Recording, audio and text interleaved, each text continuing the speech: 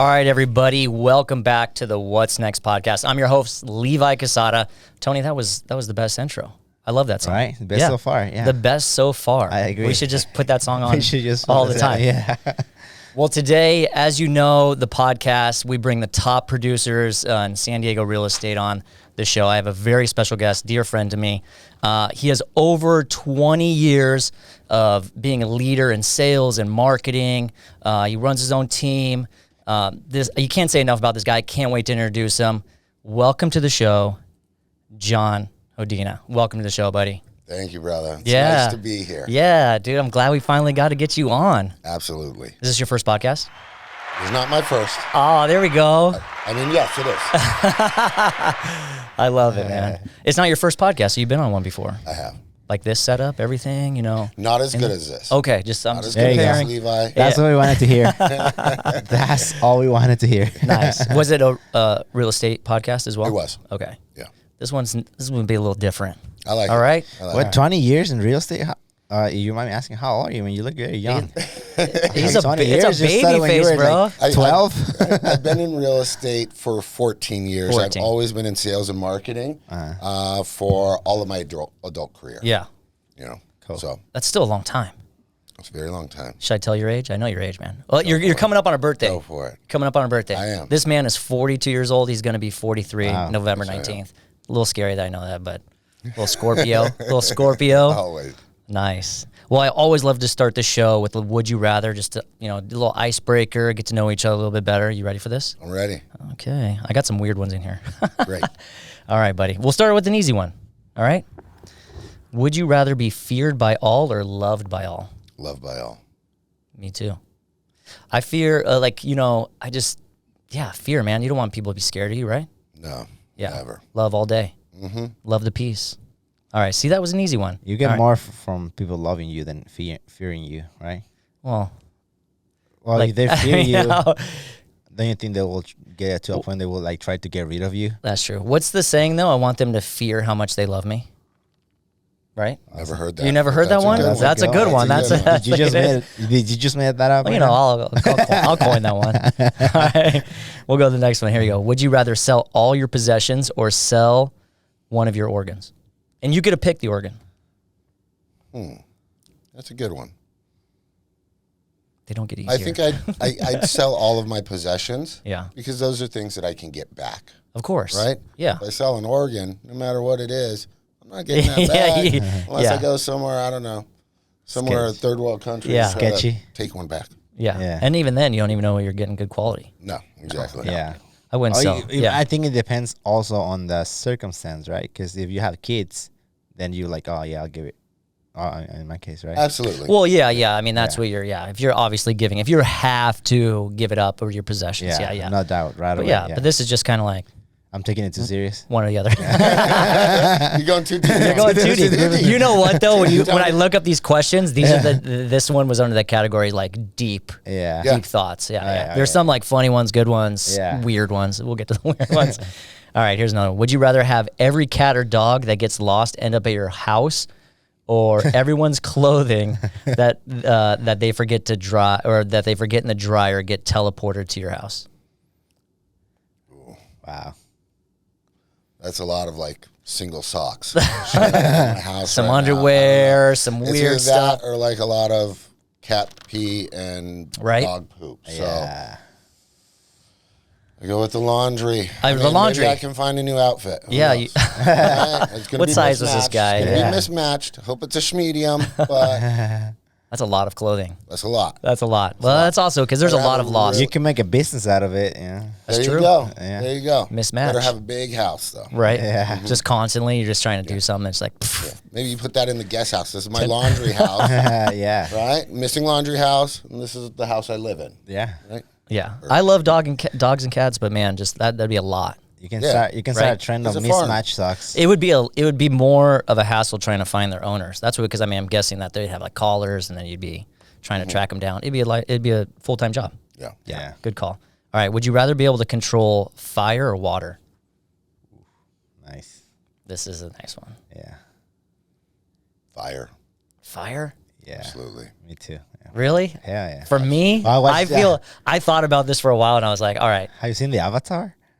Well, yeah, but I feel like, can't you control fire with water? I mean, is that the whole point? Like, You I mean, can, like, but then you can't shoot fire out of your hand. You can. Well, you can also burn water with fire. I mean, yeah, depending on how hot, the right? extent, Yeah, the extent of Oh the yeah, fire. the little boiling. Yeah, I guess that's why So it water goes both boils. ways. I would evaporate your water. That's Yeah, true. Exactly. Heartbeat. Levi. All right, You watch fire, water. the Avatar, the cartoon, the Avatar. No. No. Nah. It was like the elements. Some people manages the fire. Yeah. The Fire Nation. They manage fire. So who wins? Still going. Fire does. The Avatar. Fire does. Isn't Scorpio a fire sign? I'm Is pretty it? sure they are. That's why you. picked that one. The fire ones are the ones like the strongest because they were like trying to dominate the world and like they got rid of the air vendors and all that stuff. So the Avatar wins. The Avatar is the one that controls the 4 elements. Yeah. Is the only guy that can do that. Yeah. So I'm the weak ass that picked water. No, they're pretty strong. Pretty much. They're pretty strong because then you have water in your body and they were able to manipulate, like make people move and stuff. Oh, yeah, and cool it out. And Yeah, exactly. It dry you out. That's good. could You're not all dehydrate me. Yeah. You could dehydrate me. But the fire was able to fly because they like shoot fire out of there. Like, so you know, pros and cons. Hey, You have that's to- tough. Yeah. That's a tough one. All right. Would you rather be forced to eat only spicy food or only incredibly bland food? Spicy food. You love spicy I food? love spicy food. What's your go-to? I love any kind of Mexican food. Nice. Hot sauce, and yeah, that's really my go-to. That's your go-to? Absolutely. You put what kind of hot sauce you put on there? Sriracha or hotter than that? Hotter than sriracha. It depends. You know, in my older age now, I do get some kind of heartburn here Right? and there, right? But yeah, I like Cholula, Tapatio, even though those aren't hot. Right. Yeah. me. It just gives you that flavor. It's just, more a flavor enhancer. Yeah. But then I have some other really good hot sauces that, have habanero, ghost pepper. Yeah. But with those, I mean, you got to be, a lot of times if they're too hot, they take away the flavor of the food. Okay. So you got to be, use them gingerly. Yeah. You ever seen that show Hot Ones where you're like eating? Yeah, you that's love that one. good, I think you could do man. it. It's good. I've been thinking about it because I binge watched them the other day and I'm like, dang, should we do that on our That might but be the next podcast here. 100%. Yeah. Now that I know you know spicy, I'll try it as well, but I'm the same way gotta as do you. it. We're, dude, you Bubba's get Dive. We'll get some wings from Bubba's Dive and just go for it. Okay. Is that the hottest? Bubba's Dive, they have really good wings, but they have like a ring of fire. Yeah. So when I lived out in PB ages ago, we used to go there for Wing Wednesday. And Right. Yeah, you get like the hot ones, and then you get the ring of fire. Yeah. Well, you can tell too in that show, like some of them just taste like ass, and then there's like Well, they start try sweating. they try too hard, and then there's no flavor to it or good flavor. Yeah. But then Yeah. there's ones that are like, oh, this is good too. I would eat that. Yeah. Spicy food I for think me. they actually make their own hot sauce now, Ring of Fire. Do they Or really? not Ring of Fire, the Hot ones? hot ones. Yeah, they do too. They do. And they also get sponsored by new like hot sauce brands and stuff like Yeah. that. They have some weird ones I've Marketing. seen. Yeah. Let's plug them right now. Yeah. Hey, let's get them on the show. All right, this one I got right here. Would you rather be lost in a bad part of town or lost in the forest? Lost in the Forest. Really? I feel like you could look at you, dude. You could handle yourself in a so bad part that of town. could go either way. I have been lost in the bad part of town. I've been lost in Mexico and not so good areas. Used to sell alarms door to door in Logan Heights. Really? All right, that was one of my first jobs out here. House alarms? Oh yeah, Okay. yeah. So and just kind of touch on that. Real No, this is good, man. Yeah, I want to know about your background. So the first day that I was supposed to go out and shadow somebody out there in Logan Heights, we were right off of Euclid, and we pull up to the street. We're going to start working and door knocking, and we see 2 ambulances, and they're bringing out 2 stretchers with the sheets all the way over. Oh man. So we ask what's going on, Yeah. and turns out it was a double homicide. So needless to say, we worked that entire street, and we're knocking on every door, saying, "Hey, did you see the ambulances? Do you know what happened?" And they're like, "No, what happened? Oh, it's a double homicide. By the way, do you happen to have a house alarm?" Yeah. They're like, "No." Well, you know what? That's smart. It's your lucky day. We're giving them away for free today. You just have to pay the monitoring fee of $19.99 per month. Wow. We sold a lot of alarms. Oh Or man. gave them away. Right? Yeah. That's incredible. Yeah. That's good. I mean, God rest their soul, the people who did that. But Yeah. you got you got a little Protecting marketing. the public. Protecting the public. Yes. So that was the bad part of town. So you'd go in the forest. See, I'm scared. I saw the Blair Witch, man. I know. See, I think that I could, in the forest, it would be scary because it's very easy to get lost in the forest. Right. And every direction looks the same, right? Yeah. Whereas in a bad part of town, I feel like I can become friends with almost anybody. Well, Right. almost anybody, right? So I'd be safer in a bad part of town Yeah. than being lost in a forest all by myself and just, wandering around. Just wandering around. Yeah, The eating tree looks moss. as the Eating tree looks. moss, drinking dew off of leaves, and I don't know. Bears Some might bear versus smell wild. you. Grizzly bears might trying to get you. Right. Oh, yeah. I don't know. Maybe. Yeah. How about coyotes getting you, dude? I go deep in your Instagram, obviously. Mm-hmm. Did you really try? Was that you or was that just a joke? No, it was a joke. Okay. But a lot of people thought that I caught a wild coyote. Hilarious, by the Right? way. Yeah. I'm looking at Did this thing. not. Okay, that was not a coyote. No. Was that even you or was that just a photo? That was a photo, and then superimposed the coyote in my living room, and then on the bed, kind of a long, drawn out, Yeah. multiple day troll, if you will, Instagram troll. But I think I got karma paid me back for that. Oh no. I was heading to the office, and I get a call. Hey, there's a wild coyote in our yard. It was, I was on 3 acres, and so I raced back home, and there's this coyote kind of sitting underneath this big Brazilian pepper tree in our backyard. I was like, oh, that coyote doesn't look too good. Just stay away from the coyote. Yeah. Don't go outside. Don't touch the coyote, right? Back to the office.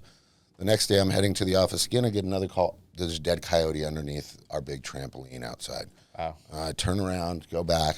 Sure enough, that same coyote that I thought was sick was sick. It was just finding a place to go down. Yeah. So I look at it.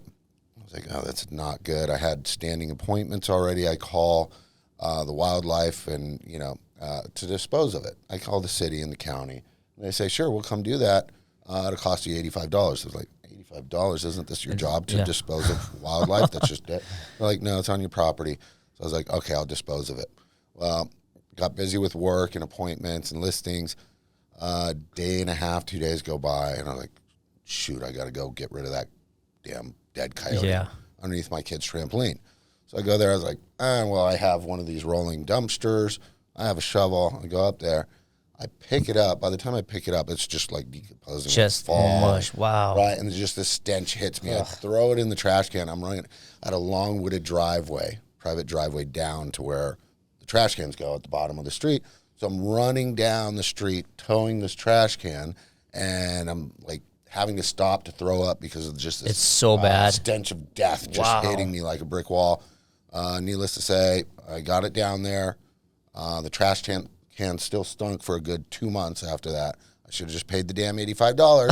But I did not. And yeah. So You should have just ditched it on in the road and then called him back and be like, hey, there's a dead coyote in the road. But then I would have had to carry it down there on the car. Yeah. Oh yeah. Or not in the car. Oh, or just even in open. Yeah. Yeah. It was that bad. Bad. Damn, karma, man. Horrible. Yeah. All because I posted a story about a make-believe story about a Yeah. coyote in my house. And that now I you're took like, in. oh, I caught this lost dog. And dude, that was so funny. I read so many comments. It was hilarious. They're like, bro, that's a coyote People you really caught. believed it. Yeah, no, I was like, oh, I have to ask him about this. Yeah. So Do you really think I'd bring a live coyote in my house? No. you never know. You're a man's man. I love You just- animals. yeah, I you're do like- love animals. Not wild animals. all right, man. So this goes back to the last night. Mm-hmm. Sports person. Would you rather have your favorite sports team always win, but you could never watch them, or watch them and never win? With this question, I don't know which way to go, to be honest with right. you. I don't. This one is a tough one. It's not that tough for me because I really don't watch. You don't watch much the sports, okay. No, I'm usually out and about and adventuring. Yeah. Either that or working. So I don't really have a favorite team. You don't have a favorite team. And I'm sure a lot of people are going to hate me for that. No, dude, you're But- good. Not in your favorite team could be my favorite team. I'll root with you. Call John. He needs a new sports team. There we go. All right. It'd be tough. Right? I mean, whether you had a team or not, but like watching them lose I mean, think of anything. Watching even your kids, soccer team. Can you watch the replay? Yeah, but I guess you could. What was the first part? So they always win. But you could never watch them. I don't even think you get to watch the replay. You just hear it or something on the radio. Oh, you Padres win again. They World Win Series. I think that would be much better. Yeah. You're just being disappointed all the time, all the time. Just watching all the time. But like if you're a real sport, I mean, those sports fans that are like die hard, go to every game. It's like paint themselves. Like stand in like freezing weather. Yeah, tattoos of the sports team. Yeah. Those people would be, Probably time for a tattoo removal. That never went. That is true. All right, last one here. Would you rather give up bathing for a month or give up internet for a month? How stinky do you want to be? Or give up internet for a month. Internet, no social media, no. I mean, should we stream everything now? Like, I don't even have cable, cable, so it would be like. I think so. So now, the way we work, internet is a must to stay in contact because we need email. Does this email as well? Internet. So your internet's down. So when you go, oh man, I can't send an email. My internet must be down. It's internet. Would I still be able to get off of my phone? Right? Wi-Fi. Oh, 5G to cellular. Yeah. That's a tough one because the way of life now. This is the way of life, and it's the way we do business now. Right. It's the way we stay in contact with our clients, and it's the way that we entertain ourselves. Right. But that being said, I would probably give up the internet and just go on an amazing vacation somewhere and just disconnect. It would be a forced disconnect, which would be tough. I mean, if I'm away from my phone, only a month. If I'm away from my phone for like less than an hour, even 10 minutes, I'm freaking out and get anxiety, right? It's just the way I am, and I like to stay, plugged in, if you will. Yeah. I remember when I first started, I own another business. It's a nationwide signing service, loan document mobile notary business. Soon after I'd launched this business, went to Kauai, and I'm driving around in a Jeep, and we want to go see, waterfalls and nature. And here I'm like, oh, I can only be out of like cell range for an hour tops, because if not, things could fall through the cracks. Yeah. I need to schedule mobile notaries. I need to do this, or buyers and sellers may be trying to reach out. Yeah. So, I hold myself accountable to be available, if you will. Yeah. And that's a tough question because technology has changed this industry big time. I mean, it's made it better. Yeah. Right. But it makes us more accessible. Right. Absolutely. Well, and that's the flip side of that is you either go on a great vacation away from everybody. I would probably shower every day just so I could at that point, or you don't leave the house and still be able to communicate. Just be like, oh, I got a guy that will come show you your home. Yeah, that's true. You just stay. You stay in for a month, or you go away and just disconnect. And you kind of just have gophers or messengers. Yeah. No, don't come in. Telephone game. Yeah. Can they smell you after a month through that phone though? That's how bad it is. Don't email me. Just call me. Just call me. Just call me. So you have 3 kids. I do. Nice, beautiful family, man. Thank you, man. What do you love to do with them? What's your favorite pastime? So we love going paddleboarding. We just got an inflatable paddleboard. Which one? It's I think it's called Sub Life. Okay. Yeah. SUP Life. Amazing stand-up paddleboard. And all 3 of my kids will get on there and we'll paddle, like my 3 little ducklings, and go cruising around the bay. So we have a great time doing that. We love going on hikes. We love doing anything out in nature, just going to the beach. The ocean's always spoken to me, and it does the same for my kids. Nice. We love being in the water. Always had them, in swim lessons and stuff like that. Right. So they're all great swimmers, and that's great. And they love just being outside and just you have to fun. here. Yeah. Right. Where's your neighborhood? I'm in Carlsbad. Oh, perfect. Mm-hmm. So which beaches are you? Usually we'll go down to the bay. So whether we're at Crown Point, we're at Mission Bay, around there. We haven't done the Carlsbad kind of lagoon yet. Right. That's something else that we'll probably do. Which one's that one? That's the one right off of The 5? The 5. Off the yeah. 5. Yeah, Okay. you'll see it on the right hand and on the left hand side. Yeah. They're Oh, I see preset, those yeah. big, like, goose-looking looks inflatables or something, or the ones that yeah, they yeah. use, the little, that's the, okay, cool. Nice. You've been up there for a while? No, just moved back up there. Just moved back up there? Yeah. You're originally from Santa Barbara, correct? I am. What brought you down here? Nice. You know what? I moved down here half a lifetime ago. Okay. And the reason I moved down here is it seemed like a bigger Santa Barbara with more opportunity.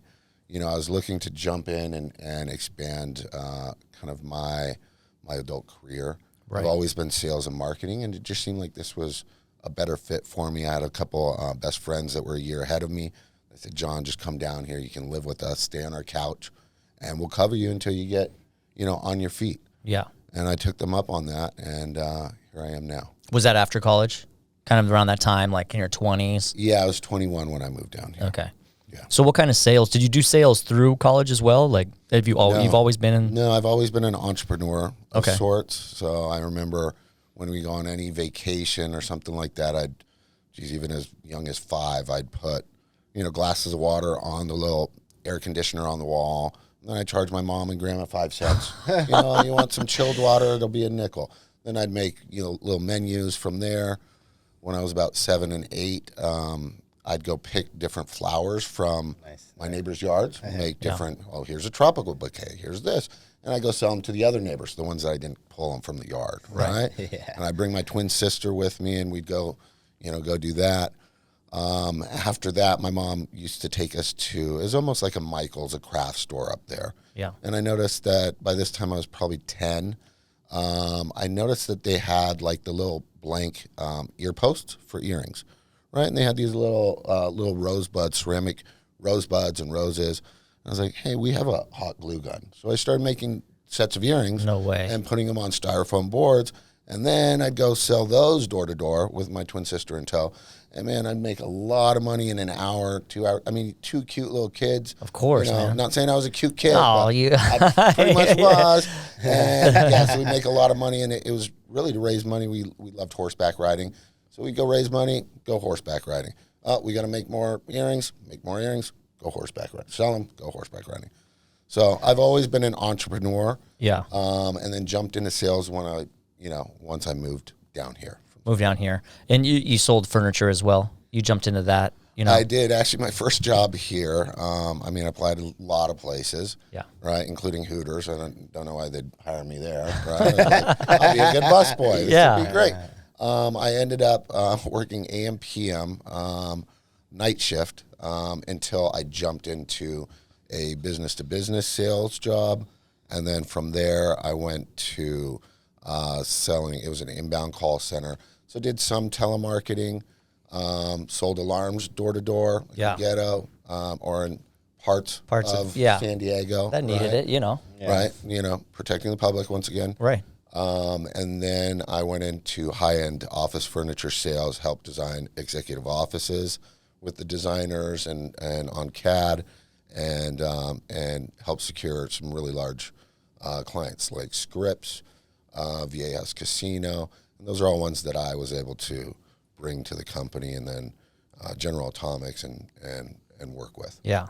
So you're Before kind I of, went into real estate. yeah, I was going to say you're kind of born for real estate at this point. Absolutely. Because now it's not just selling like an item, you're the item. You sell yourself, you know? Thank you. Yeah, you do a great job at it. Thank you, man. So when you transitioned, was it easy for you? Yes and no. I did start, prior to this, I started my first corporation, which was an assignment company. So I would lock up properties. I'd write on properties, distressed homes, and put them under contract under my company. Yeah. Right? At that point, then I'd have a list of different investors, and I'd pass that contract over, switch their name in the contract, assign it to them for an assignment fee. So I knew how to really find distressed properties. This is back in 2008, 2009. Okay. When things came down, and I knew how to basically estimate what the repairs would be, and more importantly, what the after repair value would be, the ARV. So I'd say, buy it here, You put in this much, then it's going to be worth here. So then you have a margin here, right? So when I jumped into real estate, it was a little bit of a transition.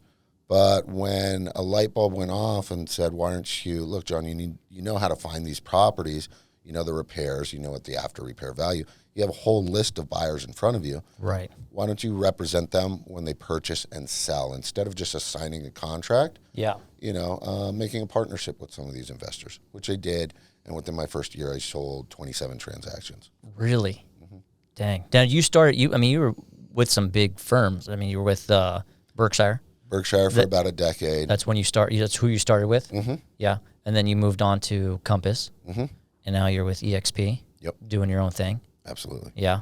You like it? I mean, was there I'm never say anything bad about these companies, but Sure. is there something that you would take away from each place that you've been to, each brokerage? I think Berkshire was great when I started. You know, it was just me starting. And even Right. though in real estate you sell yourself, people hire you for you. Yeah. I wanted that big name behind me at that time. Yeah. With Compass, when I switched over to Compass, it's because I liked the culture, how fresh it was. And then EXP really allowed me and pushed me to grow and do my own thing. It's like running my own brokerage within a brokerage, right? And I do have my broker's license as well. I have had that for quite some time. And, now is really the time I'm looking to exponentially grow my team and my organization.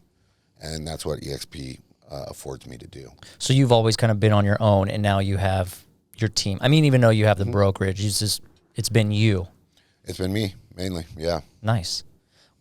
So obviously you've door knocked, you've cold called, Yep. you've done it all. Like I said, you're bred for this. What's your day-to-day look like now? Like, what's the hustle? So my day-to-day, I've been in this for so long. I do have, a lot of past clients, referrals, and things along those lines, right? Always looking to add new lead avenues and stuff like that. Really, it's staying in contact with the people you know. Right. But, I'm also working on, different lead sources and stuff like that. But those, as you know, you can try a lot of them. A lot of them don't work, right? So it's finding that one. Right now, I know that open houses, sphere of influence, and social media is more driving business. Right. As long as you stay on top of that. Yeah.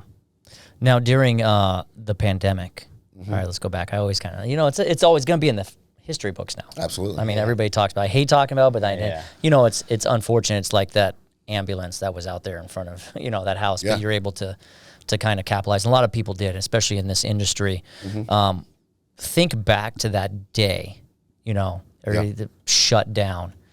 What was your mindset then? Like, you're in this, you have a family, like... I think there was unsurety surrounding it. So I didn't let that slow me down. A lot of people, will cower in the corners and stuff like that. That's not me. You're right. I always come out swinging. Yeah, I was going to say, it didn't scare you. No. Because there was, even if that was going to be the end of real estate as we know it, I mean, you're bred for doing any. You would have found a niche. You'd have been Absolutely. like, here's some masks. You would have bedazzled some masks if you had to. And oh yeah, at least in Boston with Hodina Realty. Oh yeah, right? there you go. Yeah. You would have been. Yeah, you're already looking for that. So well, that's good that you've kind of you strive through it. Probably a little bit easier not having to run a team at that time, but now you're like you're ready to. Absolutely. Did you have a mentor kind of going through your real estate career so far to kind of lead you into knowing that you can be your own leader now? I did. I've had a couple great coaches, right? Absolutely, that have helped steer me in the right direction. If I was to go back to somebody that really helped me flip that switch and was an amazing mentor and an amazing friend of mine. I mean, my son was in his wedding. I go back to when I was at Prudential that became Berkshire Hathaway, and I was with Tony Silva. Oh, nice. Give a little shout out, Tony Silva. What up, Tony? Yeah. Hey, listen to the podcast. He's giving you a shout out. Well, that's cool. And so it was almost like family at that point. I mean, absolutely. Your son was in his wedding. Yeah. That's so cool, man. Yeah. How do you, go about marketing yourself? What's your favorite way to market yourself? You know, I'm still trying to figure that out myself. Yeah. You know, I think with, you know, social media, everybody's on that these days. I show some of my accomplishments, but then also some of me and some of my family. Right. So I think it's a good mix, but I'm always trying to figure out the next way Yeah. to kind of elevate yourself and elevate your business. Right. And that's still, you know, to be determined. Which one's your favorite? What do you like? Are you an Instagrammer? Facebook? I think more Instagram now. Yeah, everybody's kind of moved that way. Yeah. You're not a big TikTok guy. No, I've recorded Yeah. one Yeah, one TikTok TikTok. video. I And know. It's amazing. It's a good one. It's Why'd you amazing. stop? I know. I need to. No, you know, I it's all committed to doing it, and then I Yeah. was like, and then you get busy. You do get right? busy. You get pulled away from it, and then you're like, oh, I need to do another TikTok video. Yeah. And then you get, you know, pulled in another direction. But I do need to do more TikTok. I know, dude. You're so good at it. You're More good on dances. camera. More dances. Yeah, you got to do some dances. Yeah, This yeah. guy knows dance. He does. You got to follow Tony. You gotta break it out, Tony. Yeah. Break it out, Do the Tony. dances there, yeah. Not the algorithm loves the dances, man. Yeah, they Yeah. love the dances. Yeah. It's. I think it's the music. I mean, just like Yeah. you know that intro, you get fired up. You see what they're gonna do next. I mean, even if you're pointing at words, it's like Yeah, people just you don't scroll. Entertained. You don't scroll. Yeah, you're entertained. yeah. Tony, you entertaining. gotta you gotta give us a crash course on. Yeah, yeah. Let's go. Yeah, Nice, dude. That's so awesome. yeah. No, you do a great job. I did. You know, I always research my guests, and you have a good balance. Thank you. How do you do that? How do you feel like you balance work and balance a family? You know, family comes first. Of course. First and foremost. But, you know, family also relies on me being successful, right? That's how I take care it goes of my hand in family. hand. Yeah. So what's nice about this job, it does afford us that flexibility. Right. For this career, it affords us that flexibility. I mean, a lot of time I'll be on vacation somewhere. I'll be in Belize, for example. I'll be able to take calls. I mean, a lot of times that's when the clients call you. And The like, day you take off. hey, You make your have, most like, closings that day. Oh, I'm the busiest when I'm gone. 100%. And, you know, I'll be on the beach in Belize. They're like, John, I need this, this, and this on this request for repairs. They're like, okay, no worries. Yeah, I just want to let you know I'm in a wedding in like 10 minutes. And then they'll continue talking for 30 minutes. They're like, I got to go. They're walking down the aisle. Yeah. But, you know, that's what we do. And we have to be there for our clients as well. Yeah. But what's nice is we can do that with this career. Right. And the more I'm in this industry and I meet more agents like yourself, it's more apparent because there is a stigma out there. They're like, you know, why are we paying you guys so? You sell homes. Like that's, you know, everybody's like, it's the easiest job. But no, you take the phone call, Yeah. you know, when it's not a good time. You're on vacation. You're trying to do a change of diaper. You're at a kid's soccer game. It's you walk away mid conversation. If I'm sitting here talking to you and I have really nothing to do with something, you're like, you know, if we're just homies sitting here and you just walk away and you're like, Gotta oh, take you this got real to quick. take. It's Yeah. work, man. Yeah. It's 24/7. They don't It get is. that sometimes. And There's Yeah. also one of the most competitive industries. Yeah. For Everybody's sure. a realtor, you know. for sure. You know, so it Only requires the good you- ones last, though. Only the good ones. Yeah. last. I was going to come to that because now you see this swing where it's like, oh man, I have to really. You have to go back to the grind. You have to go back to the your Kinda roots, your go back sales. to the basics, Yeah. right? You go back to the basics. No, so with technology, we talked about that a little bit about like, you know, it's great for this industry now because we don't want to get shut off from that internet. But where do you see, you know, everybody, I know when it first came out, like Redfin and Zillow and stuff like that, they're like, oh, this is a new agent, you know? Mm-hmm. But now more than ever, for sure not. Like people were kind of like, oh, it's going to come 10 years, 15 years, you're going to see no. But now with all this like backpedaling, stuff going down, it's like, right? I mean, do you agree that you need an agent more than ever to walk you through the home buying or home selling process, Yeah. Absolutely. right? Yeah, there's more to just opening the door for somebody or, you know, working directly with the seller. A lot of times if a buyer's working directly with the seller, they're not being properly represented.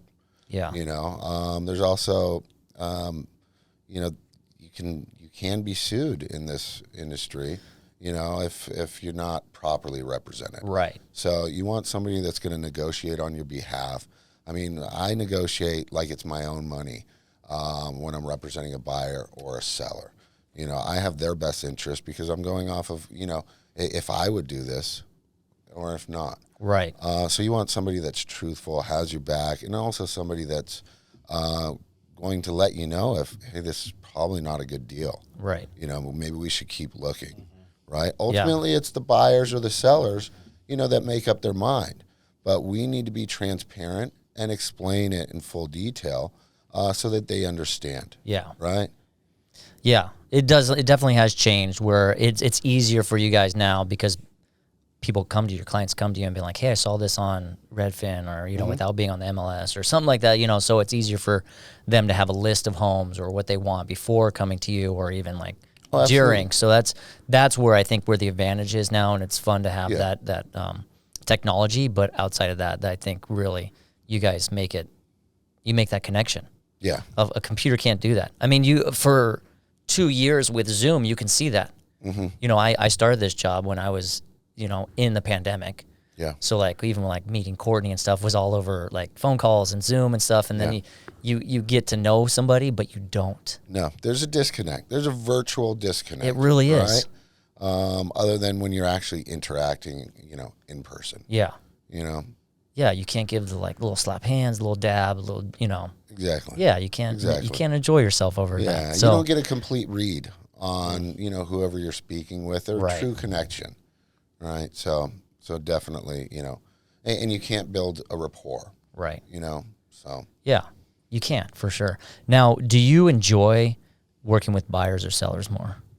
I enjoy working with both. With both. You know, and in my industry, sometimes I'll be working with more sellers. Right. And sometimes with more buyers. But I truly enjoy working with both. Yeah.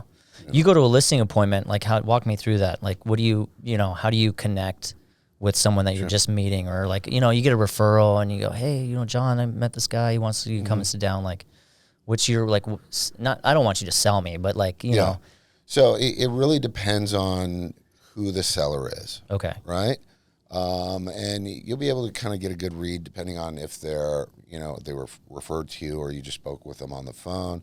The important thing is, you know, you always come with a lot of collateral material that's going to make sense to them and walk them through what you would do for them and why it'd be beneficial to hire me, for example. Right. First, I always have them guide me through the house so I can take a look at, you know, any upgrades as well as any characteristics of the house that stand out. Then we generally sit down, we look through, you know, a little bit about me, what I've done, my accomplishments within the industry, more about my company, my team, and then we jump right into comps. Some people just want to know what their house is going to sell for.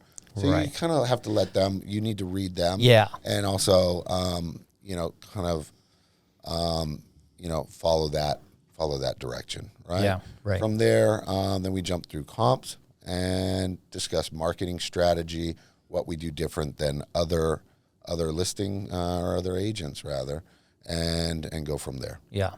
Do you like what's going on with the market right now? Do you like kind of working that buy side? It actually kind of gets you because for 2 years it was like I just got to get my foot in the door. I got to know the other agent to get you know my buyer that house. But now it's like, hey, now we can like do my thing. You know what you guys are paid to do and what you do really well. There's more room for buyers now. We're in a softening market. Yeah. The market's correcting. Right, but it was artificially inflated before. 100%. Right, it was just shooting up like crazy. So we're correcting and we're normalizing. Right. That said, there's still opportunity for sellers and buyers. Yeah.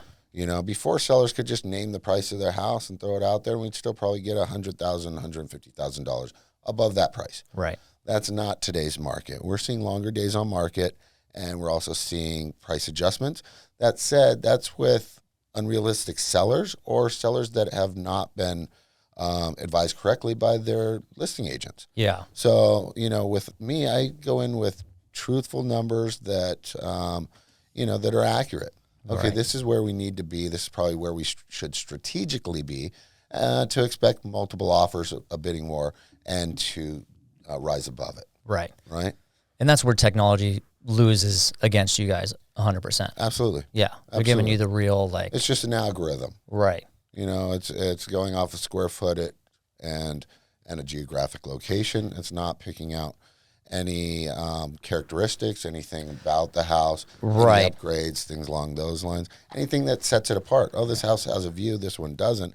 it's not going to be priced the same. Yeah. Well, you guys are 100% more truthful than the actual seller or something like that. They're like, Absolutely. I got ocean views, and it's like a little like, Yeah. you know. Little sliver. If you look and it's the clearest day and you stand on a 6-foot ladder, I got ocean views. So yeah, and they can put that in there, but like for you, you're like, no, it's not really. Yeah. You're 2 miles away. That's not going to give you a 10%, price jump in your list price. Yeah. Right. Realistically. Well, awesome. What about AI? AI.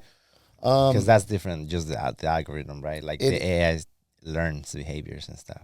It is. I haven't seen too much how they're using AI with like market values and home worth and things along those lines. I'm sure it's directed that way. Right. But I think AI is more directed on the searches that people make and then the retargeting, right?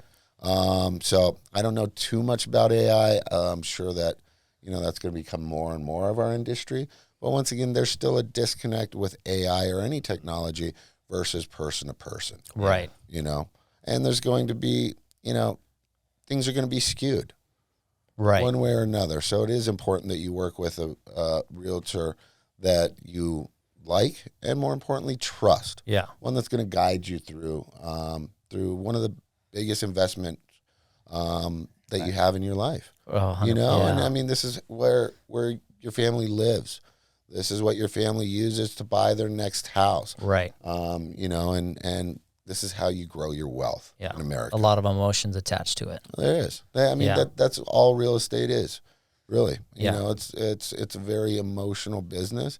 It's not us that sells the house. It's the house that sells the house. Right. Once you walk through a house, you're going to know if it's home, if it feels like home. Yeah. Right? Yeah, and that's what we got, when the market was going crazy. People have pros and cons lists. Well, they start missing out on all these homes. They start saying, well, I can live with this. Well, I can live with this. So I think we're having a lot of buyer remorse on those where people overbid, overpaid, and they didn't get what they really wanted. Right. Right? So we're probably going to see a lot of those come back on the market, and it's going to be a loss to those families. So true. I didn't think about that. Yeah. So, I mean, it's unfortunate. When I was showing buyers during that, I would counsel them and say, look, don't, just because there's other bids, we know that, it's. Or you it's going finally got an crazy. offer on one that you weren't happy about, but Yeah. I would let them know, look, we don't want to go up more than what you're comfortable paying. Right. Let's reverse engineer this and see what an actual payment would be. The last thing we want to do is get you into a house that you kind of like, and that you're paying well above what you're comfortable paying. You're not going to be happy there. Yeah. So I had a lot of buyers that, I told them, look, we should probably wait a little bit, where other agents going to try to steer them in and make the deal. Yeah. That's not me.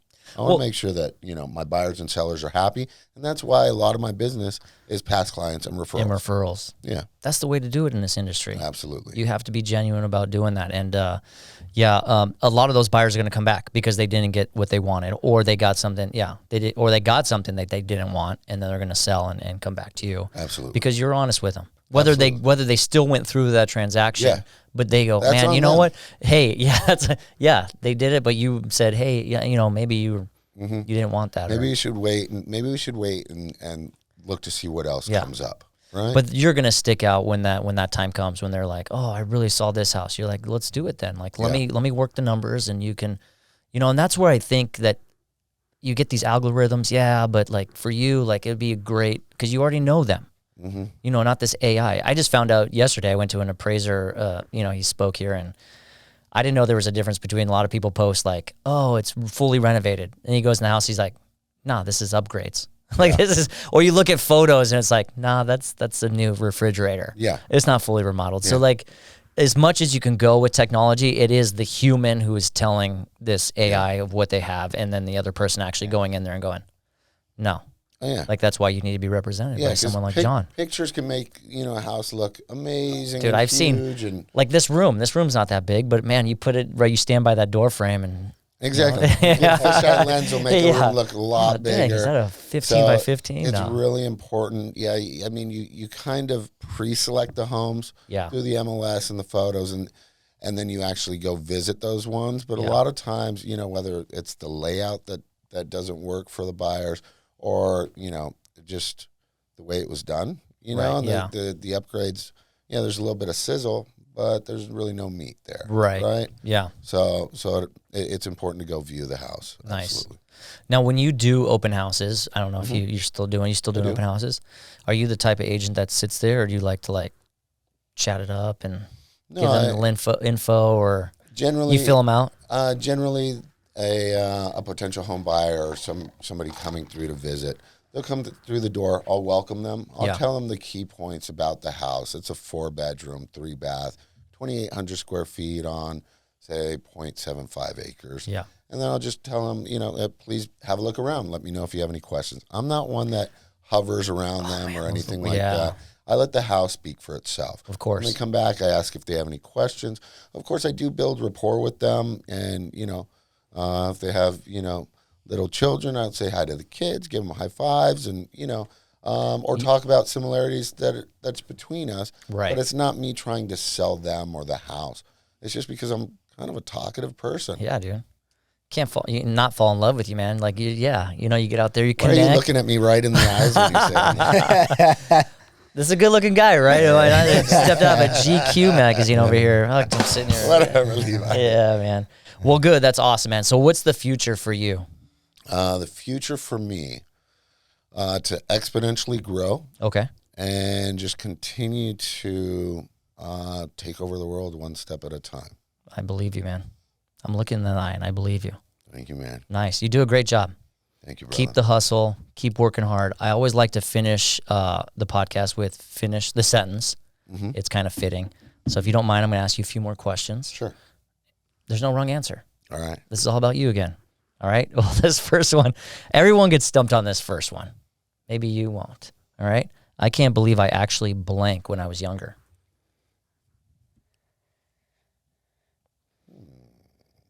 You're looking back to your childhood. You're like, I'm shit, can I say that on this reliving it. podcast? Something with the horses, maybe. Yeah, I was actually just thinking that. So I can't believe while I was riding a horse reared up, hit me in the eye, causing a contusion when I was younger. And it's all because my sister's horse farted in my horse's When you said horse, I was 100% thinking that it also had to do with his sister. Like something happened. Like you either like slapped the horse's butt and your sister took off or something. Yeah. That's funny that you say that. So yeah. Oh man, That's scary. It sucks. Scary. I've been thrown off a horse too, but that's another story. Yeah. That's dude. for another podcast. That's for the late at night I've been thrown out podcast. of horse too. It's not fun and No. it hurts a lot. No, dude, I it's scary. felt like in rocks, so I was Bruised ribs and yeah, breath was. You really don't respect an animal that large until you've actually been tossed like that, huh? Yeah. You're like, Yeah. damn, that's powerful. It's you a big, powerful animal. Yeah. Yeah. They're beautiful animals. They're amazing. They're amazing. You still ride? I haven't ridden in, years and decades. Dude, get the kids out there. Need to get out there. Yeah. Yeah. There's one in Bonita. Is there one out in Carlsbad too you can ride? Any trails? Probably not Carlsbad. I mean, unless you have private horses or friends that do. But Yeah. there's trails. Yeah, dude, you gotta get out there. All right, I know this is weird, but I really like to. Oh, I thought you were going to say something. Oh. I was just waiting. This is getting awkward. I know, this is an awkward silence here. Yeah. No, this is all about you, like I said.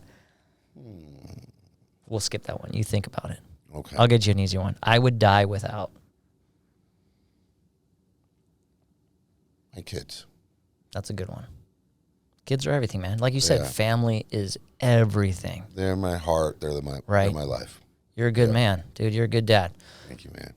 Picking them up, taking them places. Do they play sports right now too or anything? So my son's in parkour, and then my 2 girls are in cheer. Parkour. Yeah. Do you like watching it? Of course. Yeah. I love it. Does he Got go it tonight. out there or is he in a gym? It's in a gym. Okay. Yeah, but he's advancing and Nice. continuing to go. Oh crap! He's gonna be flipping off stuff that you're gonna be We like, already why did did. I put him in parkour? He's we flipping got a off SeaWorld. buildings. We got to see where all these climbing up walls and jumping off. We're like, Dad, check. I was like, Chase, get down. Yeah. Get down. Damn. but Don't he jump loves into that tank. You know, it sounds fun when you think about you doing it, but then when you think about your kids Yeah, doing it, it's not that much it's fun different. anymore. the stuff we did as kids was like, oh, now I get like why my parents were like, Yeah. don't do that. You know, you can go back generations. Like your dad did something that was like nuts, and he's like, Yeah. and then you were wondering why he was so strict about you doing that. But Oh yeah. You know, I'm knock on wood yet to have my son go to the ER.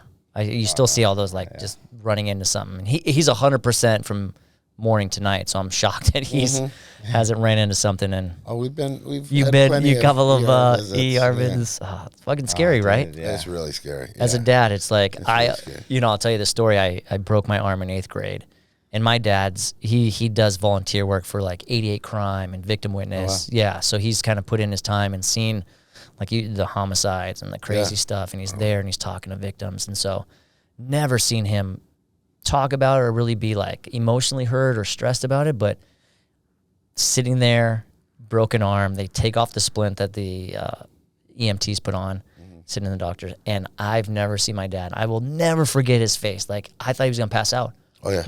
White, because, I mean, the bone is just sticking out. It's like, it is. It's a fear that you can't do anything, and your bones are hanging out, or blood is like, you get this panicky. You like, feel your kid's pain. Really. And it's like, I can't do anything to help. You know, how do I fix this? You feel powerless. You're powerless in that situation. That sucks. Scariest thing ever. I have a daughter, and we had took her to the emergency room like a couple of times. One time we were in Glendale. I'm from LA.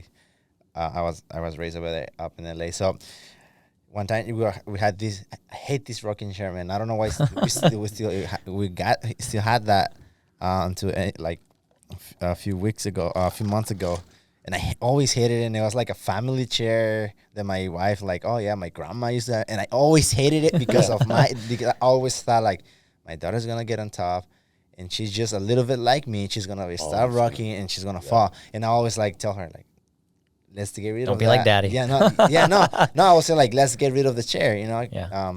We never did. So what happened was one time I was at work. I was far away. I was recording an event. Like I was at LA, and I was like in Riverside. So it was like about an hour and a half drive, more or less, right? But she fell. My wife took her to the emergency room, dude. I was scared. Like, I just left the event and I just started driving, and this is the worst feeling ever I always felt in my life. Yeah, you're just helpless and worried helpless, and scared, and The funny part is I've heard in you know, somebody saying like fear or being worried is a useless emotion. Yeah. But I don't know, like that. I mean, for an hour and a half, you're just worried, but literally, you can't help yourself. Literally, you can't help yourself, but you also can't do anything. That's like if you can get out of that mind frame, but it's the same that happened to your dad. Yeah, the mindset is the same that happened to your dad when he saw you. When I saw my daughter, dude, in the bed laying down, like I just felt like I was just looking at the nurses and the doctors like. Yeah, you're like, what are you doing? What the fuck? Help them. Help her. Yeah. Oh man.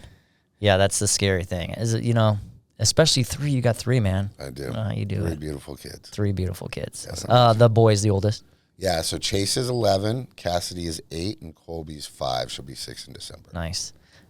Different personality traits. Kobe, is that like Kobe Bryant or no, they're all Colby. C's. Yeah. She doesn't play basketball. Yeah, they're amazing. They all have blue eyes like you, or no? No, I didn't get. So none of them have blue eyes. Here I'm like, look, and you know, sometimes kids' eyes. Yeah, you're trying to. Yeah. You're like, they might be blue. They might be blue. No blue eyes, but they all have beautiful brown eyes. Yeah. Chase has handsome brown eyes. There you go. There you go, Chase, if you're watching. Yeah. That's funny you say that, because my daughter has the brown eyes.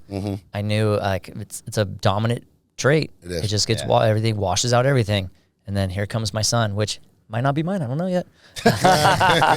Nah, he kind of looks like me, but he has the brown hair, blue eyes. Oh, really?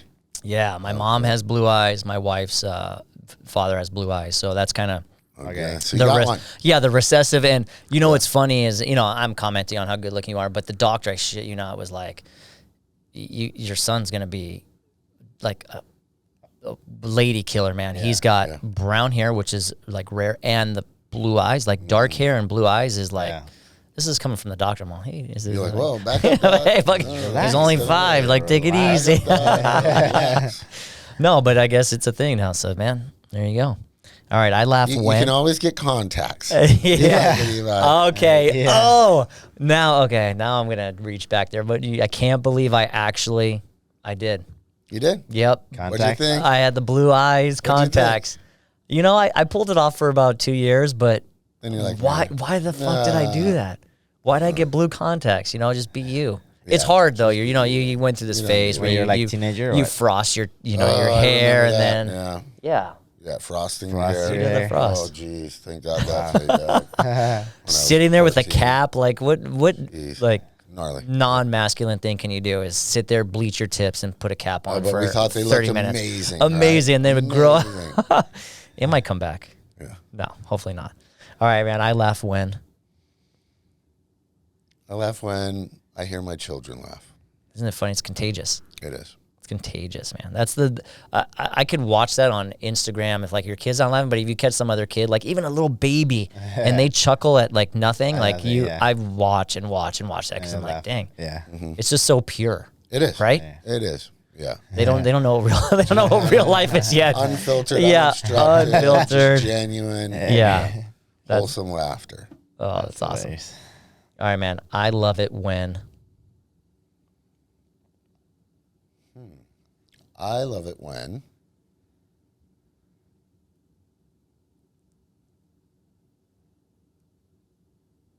I'll say mine. I Oh, go ahead. love it when it's funny when you first get into the industry, right? It felt so good when escrow or title would call and say, "Hey, we just closed a deal." And we're like, "Yes," right? Yeah. Feels so great. Now that's changed. Probably pretty soon into my career. I love the chase more, negotiating the contract, and when you're getting that accepted offer. Yeah. I love when I get an accepted offer, whether it's on the buy or sale side. Right. It's that chase, right? And Yeah. being able to negotiate through and getting that, getting it fully signed. Right. That first one when you're like, dang, I got that one deal, but now Yeah. it's like that Like the hunt. game. Yeah, you It's like the the game. hustle. Yeah. Yeah. Is it just embedded in us though? Like we like the hunt. Like it's just We like the competition. yeah. Yeah. We love more the competition than the actual I won. Yeah. Right? Yeah. Like it feels good winning. But when Absolutely. you're in the middle of like, oh, this guy is also really good, we're really toe to toe, Yeah. you feel it. And we beat them out, beat out, 5, 6 other offers. Yeah. Yeah. It's a great And feeling. It's like, yeah. And That's and that salesman calling in the you. buzz.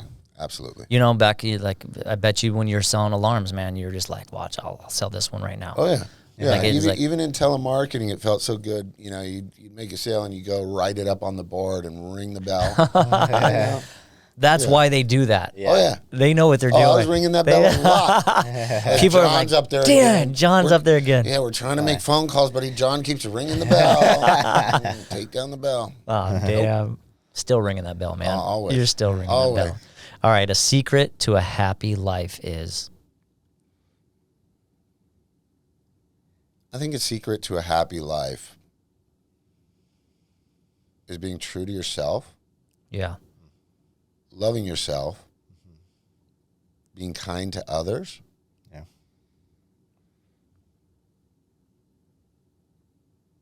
and pushing yourself to the next level.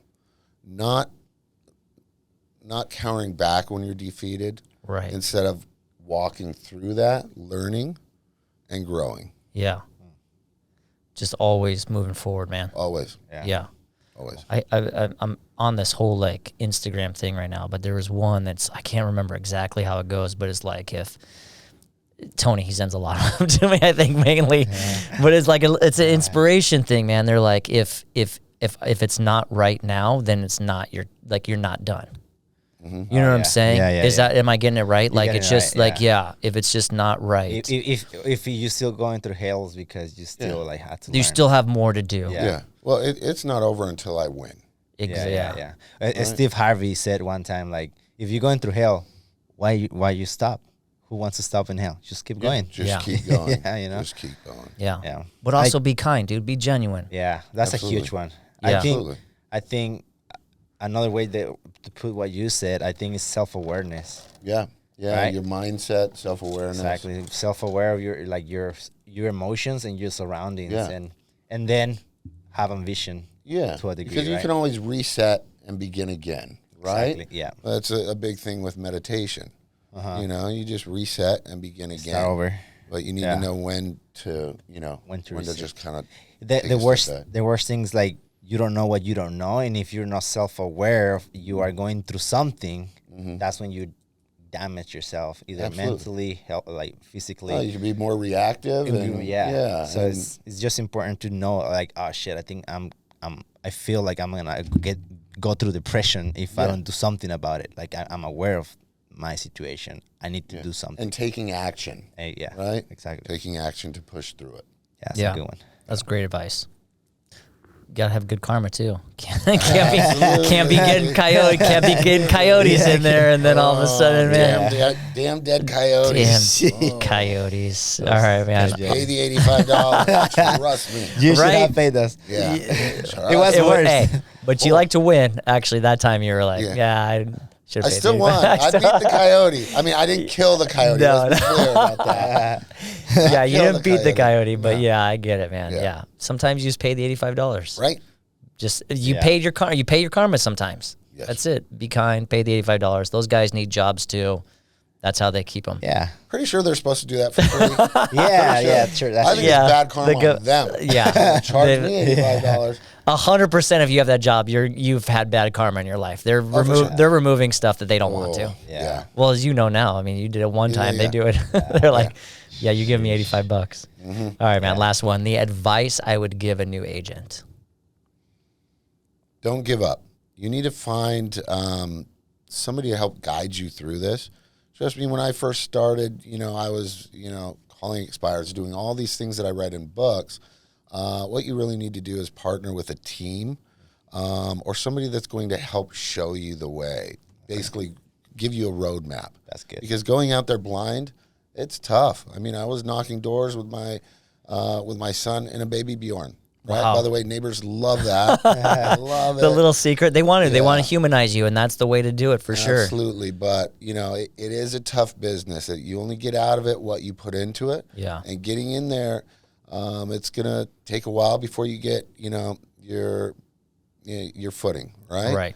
Right. So just make sure that you hold yourself accountable, have a roadmap, and partner up with a team that's really going to help guide you. Yeah. It's a lot easier to do this as a team and a group when you have a collaborative, onset and collaborative movement rather than just trying to take on the world, the real estate world by yourself, because it's tough. Yeah. It's tough. Right. That's an awesome answer. And I'm going to tell everybody out there, I've been doing this, I don't know how many episodes we've done now, and we sit down with some amazing agents. You've been 13. Fantastic, dude. We got to do this again. Absolutely. Look forward to I'll tell you what, we've gone over an hour. Didn't even seem like that, right? No, it it's fun. But John's advice right there, for one thing, is team up. I don't tell him the answers. Trust me, I don't tell the other agents the answers. And I haven't heard, that's not the first time we've heard that. So your advice, I mean, these are seasoned realtors that know what you're talking about. And again, John, thank you so much for everything. Everything, man. This is great. I'm finally got to sit down with you. This has been great, man. All right, man. Thank you for having me, Levi. Of course. Look in this camera right now. Tell them where they can find you. This one right That here. one right there? All right, look in that camera right there. Tell them where they can find you. All right, so John Hodina, Hodina Realty Group, Luxury Homes and Estates. You can find me online at hodinarealty.com. You can also call me directly, 760-846-2939. Call me with any questions, real estate related or not. If you want to ask about a dead coyote and how to get it out of there, I won't help you do it, but I'll tell you what to do. Yeah. Pay the $85. Pay the $85. Well, awesome, man. Tony, tell everybody where they can find our podcast today. You guys can find us in any audio platform they host this podcast. You also can find us in YouTube. So go to our YouTube channel, the What's Next podcast, and go ring the bell, leave a comment, subscribe, and we will get back to you. And make sure you leave topics that you want to hear. Talk to real estate agents so you can learn more about it. There you go. And Instagram, of course. Follow us on Instagram and TikTok. All right, man. Yeah. Oh, follow Levi Quesada as well on his Instagram. Yeah, I gotta. I'm like, I gotta step up mine here. And follow John Hodina at _luxury_broker. There you go. Or just search the luxury broker. You'll see John Hodina. And There you go. This face. That's GQ. All right, There you buddy, go. take us out. Awesome. Thank you. You riding or what? 'Cause we riding tonight. Now you riding with me 'cause All I do is win, win, win, no matter what. Got money on my mind, I can never get it up. And every time I step up in the building,